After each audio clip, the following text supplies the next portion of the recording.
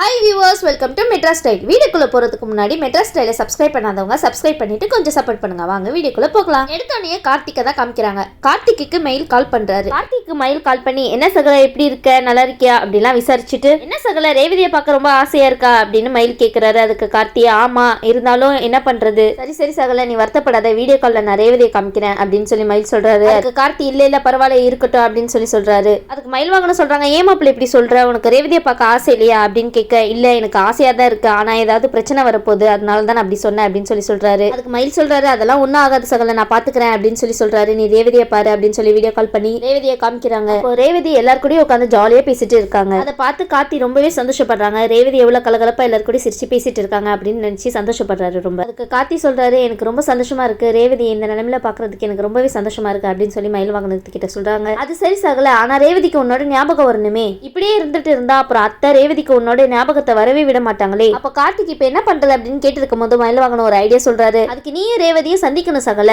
அதுதான் ஒரே வழி, நான் ரேவதியை உன்னை பாக்குறதுக்கு கூட்டிட்டு வரேன் அப்படின்னு மயில் வாங்கணும் சொல்ல. அதுக்கு கார்த்திக் ஐயோ வேணாம், அதனால ரேவதிக்கு ஏதாவது ஆயிட போகுது அப்படின்னு சொல்லி பதறாரு. அதுக்கு மயில் வாங்கணும் சொல்றாரு அதுக்காக இப்படியே அமைதியே இருக்க முடியுமா, நம்ம ஏதாவது பண்ணி ஆகணும்ல, அப்ப இப்பதான் ரேவதிக்கு உங்களோட ஞாபகம் வரும் அப்படின்னு சொல்லி மயில் வாங்கணும் கேட்க. அதுக்கு மயில் சொல்றாரு உன்னை சந்திக்க ரேவதி என்ன கூட்டிட்டு வர சகல அப்படின்னு சொல்லி சொல்றாரு. கார்த்தி இல்ல வேண்டாம், எவ்வளவு சொல்லியும் மயில் கேட்கவே இல்ல கண்டிப்பா நான் ரேவதியை உன்னை சந்திக்க அழைச்சிட்டு வரேன் அப்படின்னு சொல்லி சொல்றாரு. மயில் சொல்றாரு என்ன கார்த்தி நீ இப்படி பேசிட்டு இருக்க, ரேவதியை உன்னை அப்பப்போ சந்திக்க வச்சாதானே அவளுக்கு எல்லா ஞாபகமும் வரும், அப்போதானே அவளுக்கு பழசு எல்லாமே ஞாபகம் வரும், அவ இப்படியே வீட்டுக்குள்ள இருந்துட்டே இருந்தானா உன்னோட ஞாபகம் எப்படி வரும் அப்படின்னு மயில் கேட்கிறாரு. உன்னை பத்தி ஞாபகமே வராத அளவுக்கு அத்தையும் சின்னத்தையும் சேர்ந்து ஏதாவது சதி பண்ணி அவளுக்கு உன்னோட ஞாபகம் என்னைக்குமே வரவிட மாட்டாங்க. இல்ல நான் அதுக்காக சொல்லல, அவ என்ன பாக்குறதுனால அவளுக்கு ஏதாவது ஆயிடுமோன்னு பயமா இருக்கு, அதனாலதான் நான் சொல்றேன் அப்படின்னு சொல்லி சொல்றாரு. என்னால அவளுக்கு எந்த ஆபத்தும் வந்துடக்கூடாது அப்படின்னு சொல்லி கார்த்தி சொல்றாரு. அதுக்கு மயில் சொல்றாங்க இல்ல அப்படிலாம் எதுவும் ஆகாது கார்த்தி, நான் பாத்துக்கிறேன் அப்படின்னு சொல்லி சொல்றாங்க. அடுத்த நாள் ஆகுது. மயில் வெயிட் பண்ணிட்டு இருக்காங்க. ஈஸ்வரி எங்கேயாவது வெளியே போறாங்களா, ஈஸ்வரி வெளியே போனா ரேவதியும் கார்த்தியும் மீட் பண்ண வச்சிடலாம் எப்படியோ அப்படின்னு நினைச்சிட்டே இருக்காரு. மயில் நினைச்ச மாதிரி சூழ்நிலையும் அமைஞ்சிருச்சு. ஈஸ்வரி வெளியே போயிட்டாங்க எப்படியோ. மயில் வாகனம் நினைக்கிறாரு ஈஸ்வரி எப்படியோ வெளியே போயிட்டாங்க, இதுதான் சரியான சந்தர்ப்பம்,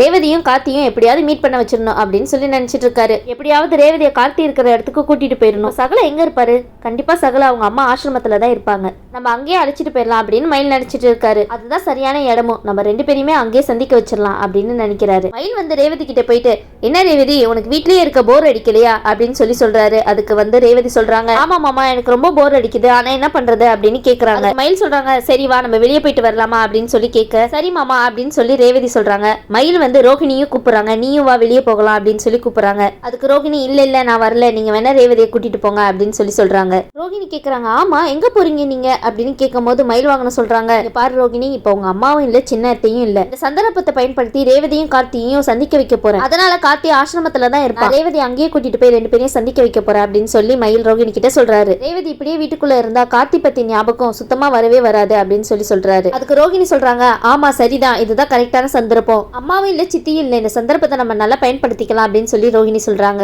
நீங்க ரேவதியை அழைச்சிட்டு போங்க, எப்படியாவது கார்த்தி ரேவதியை பார்க்கணும், அப்பதான் ரேவதிக்கு கொஞ்சம் கொஞ்சமா பழசெல்லாம் ஞாபகம் வரும். அதுக்கு மயில் வாங்கணும் சொல்றாங்க அதனாலதான் நானும் கூட்டிட்டு போறேன் அப்படின்னு சொல்லி சொல்றாங்க. அதுக்கு ரோகிணி தாராளமா கூட்டிட்டு போங்க அப்படின்னு சொல்லி சந்தோஷமா சொல்றாங்க. ராஜராஜன் கிட்டே இந்த விஷயத்தை பத்தி சொல்லும் போது அவங்களும் ரொம்பவே சந்தோஷப்படுறாங்க. மாப்பிள்ளை நீங்க சரியான யோசனை தான் சொல்லிருக்கீங்க, நீங்க ரேவதியை நேரா ஆசிரமத்துக்கு கூட்டிட்டு போங்க அப்படின்னு சொல்லி சொல்றாங்க. சரின்னு சொல்லிட்டு ரேவதியும் மயில் வாகனமும் அபிராமி ஆசிரமத்துக்கு போறாங்க. ரேவதி கேக்குறாங்க மாமா இது என்ன இடம், பார்க்க ஆசிரமம் மாதிரி இருக்கு, நம்ம எதுக்கு இங்க வந்திருக்கோம் அப்படின்னு சொல்லி கேக்குறாங்க. ஆமாமா நம்ம ஆசிரமத்துக்கு தான் வந்திருக்கோம், இப்படி எல்லாம் வந்தாதான் வெளி உலகமே உனக்கு தெரியும் அப்படின்னு சொல்லி சொல்றாரு. அப்போ மயில் சொல்றாங்க ரேவதி எனக்கு அர்ஜென்ட்டா ஒரு வேலை இருக்கு, நான் போயிட்டு வந்துடுறேன், அது வரைக்கும் நீங்க இந்த ஆசிரமத்தை பார்த்துட்டு அப்படின்னு சொல்லி நைஸா அங்கிருந்து மயில் வாகனம் கிளம்பிடுறாங்க. அப்பதானே ரேவதி கார்த்தியை சந்திக்க முடியும். அதுக்கு ரேவதி சரி மாமா அப்படின்னு சொல்லிட்டு சொல்றாங்க. மயில் வாகனம் நினைக்கிறாங்க என்ன கார்த்தி இங்க இன்னும் ஆளையே காணா அப்படின்னு நினைக்க சரி இங்கதான் எங்கேயாவது இருப்பான் அப்படின்னு சொல்லி நினைச்சிட்டு இருக்காரு. சரி ரெண்டு பேரும் சந்திக்கிறாங்களா அப்படின்னு மயில் வாகனம் ஒளிஞ்சு நின்றுட்டு இருக்காரு.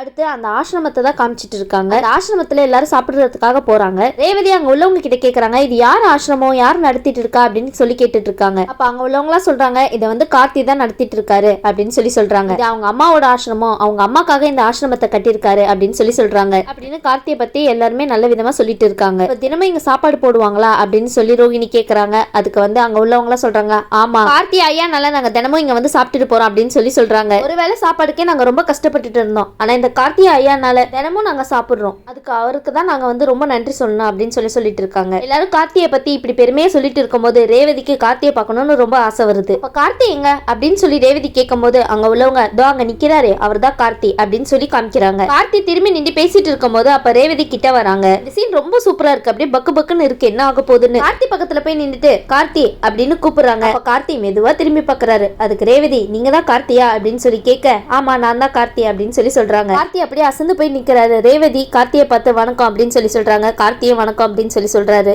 ஒருத்தர் மறைஞ்சு ரசிச்சுட்டு இருக்காரு கார்த்தியும் ரேவதியும் மீட் பண்ணதை பார்த்து.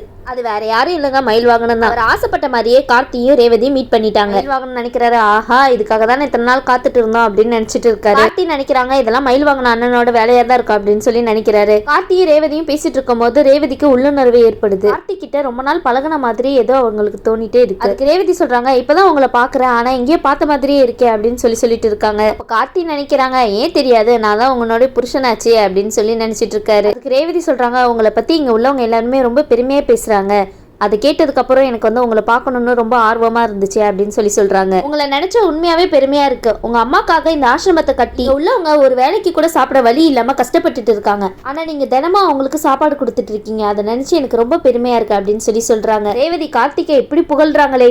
அதுக்கு ரேவதி சொல்றாங்க நீங்க கண்டிப்பா எங்க வீட்டுக்கு வரணும் அப்படின்னு சொல்லி சொல்றாங்க. அதுக்கு கார்த்திக் சொல்றாங்க ஐயோ இல்லங்க வேணாங்க நான் இன்னொரு நாள் வரேன் அப்படின்னு சொல்லி சொல்றாரு. இல்ல அதெல்லாம் இல்ல நீங்க இப்பவே என் கூட வீட்டுக்கு வரணும் அப்படின்னு சொல்லி ரொம்ப அடம் பிடிச்சிட்டு இருக்காங்க. ஈஸ்வரி ரேவதிக்கு கால் பண்றாங்க. ரேவதி இந்த ஆசிரமத்துல தான் இருக்கா அப்படின்னு தெரிஞ்ச உடனேயே ஈஸ்வரிக்கு அப்படியே தூக்கி வாரி போட்டுருச்சு. ஈஸ்வரி கொஞ்சம் கூட தாமதம் பண்ணாம உடனே கிளம்பி அந்த ஆசிரமத்துக்கு வராங்க. அங்க ரேவதியும் கார்த்தியும் சிரிச்சு பேசிட்டு இருக்கிற பார்த்துட்டு இன்னும் ஷாக்குக்கு மேல ஷாக் ஆகுறாங்க. அதுக்கு ஈஸ்வரி ஐயோ நம்ம யாரை பார்க்க கூடாதுன்னு நினைச்சோமோ அவங்களையே பார்த்து ரெண்டு பேரும் சிரிச்சு பேசிட்டு இருக்காங்களே அப்படின்னு ஈஸ்வரி மனசுக்குள்ளேயே நினைச்சிட்டு இருக்கா. ஈஸ்வரிக்கு ஒரு பக்கம் பக்கு பக்குன்னு இருக்கு. ஐயோ ரேவதிக்கு எங்கேயோ ஞாபகம் வந்துட போதோ, கார்த்தியோட ஞாபகம் வந்துட போதோ அப்படின்னு நினைச்சு ரொம்பவே பதட்டமா இருக்காங்க நம்ம ஈஸ்வரி. என்ன பண்றது, நம்ம ஒரு திட்டம் போட்டா கடவுள் ஒரு திட்டம்லாம் போடுறாரு. ஈஸ்வரி உடனே ஓடி போய் ரேவதி நீங்க என்னம்மா பண்ற அப்படின்னு கேட்க இல்லம்மா நான் வெளியே வரணும்னு நினைச்சிட்டு வந்தேன், அப்பதான் இவரை சந்திச்சேன் அப்படின்னு சொல்லி சொல்றாங்க. எங்க மயில் வாகனத்தையே காணா, கூட்டிட்டு வந்ததே அவர் தானே. ரேவதி ஈஸ்வரி கிட்ட அம்மா இவர் எவ்வளவு நல்லவருன்னு தெரியுமா, அவங்க அம்மாக்காக ஆசிரமத்தை கட்டி ஒருவேளை சாப்பாடு கூட இல்லாம கஷ்டப்படுறவங்களுக்கு டெய்லி சாப்பாடு கொடுத்துட்டு இருக்காருமா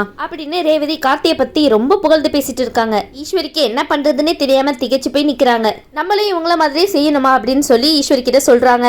அதுக்கு ஈஸ்வரி சரி சரி அப்படின்னு சொல்லிட்டு இருக்காங்க. கார்த்தி கிட்ட இவங்க தான் எங்க அம்மா அப்படின்னு சொல்லி ஈஸ்வரிய அறிமுகப்படுத்திட்டு இருக்காங்க. கார்த்தி ஈஸ்வரிய பார்த்து வணக்கம் அப்படின்னு சொல்லி சொல்றாங்க. ரேவதி ஈஸ்வரி கிட்ட அம்மா இவரை கண்டிப்பா நம்ம வீட்டுக்கு கூட்டிட்டு போகணுமா அப்படின்னு சொல்லிட்டு இருக்காங்க. ஈஸ்வரி சொல்றாங்க என்ன ரேவதி நீ பேசிட்டு இருக்க, இவரை எதுக்கு நம்ம வீட்டுக்கு அழைச்சிட்டு போனோம் அப்படின்னு சொல்லி கேக்குறாங்க. ஈஸ்வரியாவது கார்த்தியை வீட்டுக்கு கூட்டிட்டு போறதாவது, கார்த்தியை வீட்டுக்கு கூட்டிட்டு போனா அவங்க நினைச்ச திட்டம் எல்லாமே வந்து வீணாகி போயிடுமே. அதுக்கு ரேவதி சொல்றாங்க என்னமா பேசிட்டு இருக்கீங்க, இவர் எவ்வளவு நல்லவருன்னு தெரியுமா, இங்க உள்ளவங்க எல்லாம் இவரை பத்தி எவ்வளவு பெருமையா பேசுறாங்க தெரியுமா அப்படின்னு சொல்லி கேக்குறாங்க. இவரை கண்டிப்பா வீட்டுக்கு கூட்டிட்டு போய் காஃபி கொடுக்கணும்னு நினைச்சிட்டு இருக்கேன், நீங்க என்ன எதுக்குன்னு கேக்குறீங்க அப்படின்னு சொல்லி ரேவதி கேக்குறாங்க. அதனால கார்த்தி இப்ப கண்டிப்பா நம்ம வீட்டுக்கு வரணும் அப்படின்னு சொல்லி ரேவதி சொல்ல கார்த்தி வந்து சொல்றாங்க இல்ல பரவாயில்ல இருக்கட்டும் நான் இன்னொரு நாள் வரேன் அப்படின்னு சொல்லி சொல்றாரு. ரேவதி இல்ல நீங்க இப்பவே எங்க வீட்டுக்கு வரணும் அப்படின்னு சொல்லி ஒரு சின்ன புள்ள மாதிரி அடம்பிடிச்சிட்டு இருக்காங்க.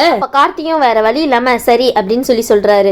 ஈஸ்வரி நினைக்கிறாங்க நம்ம என்ன நடக்க கூடாதுன்னு நினைச்சிட்டு இருந்தோமோ அதுதான் நடந்துட்டு இருக்கு அப்படின்னு சொல்லி நினைக்கிறாங்க. ஏன்தான் இவங்க வந்தாலும் சொல்ல கேட்கவே மாட்டாளே, இதுக்கு மேல நம்ம ஏதாவது சொன்னா அவளுக்கு உடம்பு வேற சரியில்லாம ஆயிடக்கூடாது. ஒரு கட்டத்துல ஈஸ்வரியும் சரின்னு சொல்லிட்டு சரி வாங்க அப்படின்னு ஈஸ்வரியும் ரேவதியும் எல்லாருமே கிளம்பி போறாங்க. ரேவதி கார்த்தியை கூட்டிட்டு வீட்டுக்கு வரதுனால ஈஸ்வரிக்கு எரிச்சலா இருக்கு. ரேவதி சொல்றாங்க அம்மா நான் அவர் கூட கார்ல வரமா அப்படின்னு சொல்லி சொல்றாங்க. எதுக்கு அப்படின்னு ஈஸ்வரி கேட்டு இருக்கும்போது கார்த்திக்கு தான் நம்ம வீடு தெரியாதுல்ல அதனாலதாமா அப்படின்னு சொல்லி சொல்றாங்க. அதனால நான் அவர் கூட கார்ல வரேன் அப்படின்னு சொல்லிட்டு இருக்காங்க. சாமுண்டீஸ்வரினாலே எதுவுமே பண்ண முடியல, வழி தெரியாம சரின்னு சொல்லிடுறாங்க. கார்த்தியும் ரேவதியும் ஒரே கார்ல போறத பார்த்துட்டு மயில் வாகனம் ஆஹா இன்னைக்கு ஒரு சம்பவம் இருக்குடா அப்படின்னு நினைச்சிட்டு இருக்காரு. ஆக மொத்தத்துல ரேவதியும் கார்த்தியும் சீக்கிரமாவே ஒண்ணு சேர்ந்துருவாங்க அப்படின்னு மயிலுக்கு ரொம்பவே நம்பிக்கை வந்துருச்சு. இவ்வளவு சீக்கிரம் இது நடக்கும்னு மயில் வாகனம் கொஞ்சம் கூட எதிர்பார்க்கல, ரொம்பவே சந்தோஷத்துல இருக்காரு. ரேவதியும் கார்த்தியும் வீட்டுக்குள்ள வராங்க. அப்ப ராஜராஜன் ரோகிணி சுவாதி 3 பேருமே அதை பாக்குறாங்க. 3 பேருக்கும் அதை விட பெரிய ஷாக்கு.